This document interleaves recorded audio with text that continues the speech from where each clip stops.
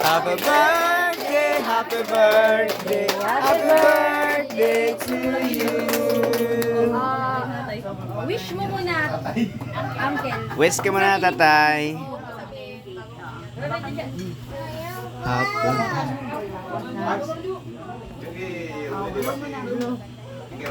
Ako na lang ba yan?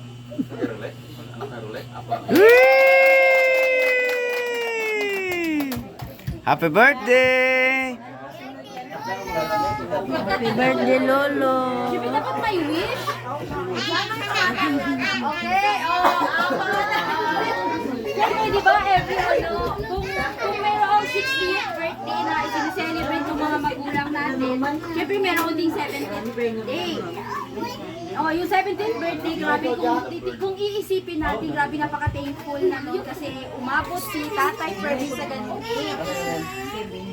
Di ba, sa akin parang ang hirap ng ma-reach ng ganung age. Kaya, syempre, bawat mga anak, asa na ibang anak, dapat mayroong message. Si Angga muna-una. Go, Susan!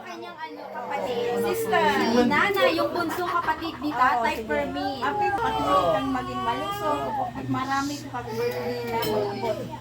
Lukayan ka lang sa ginagawa mo araw-araw na ang Panginoon ang Yeah! How sweet! Nanay Bibi. O, sige, ako muna. So, Uncle, happy 17th birthday. Tapos ako.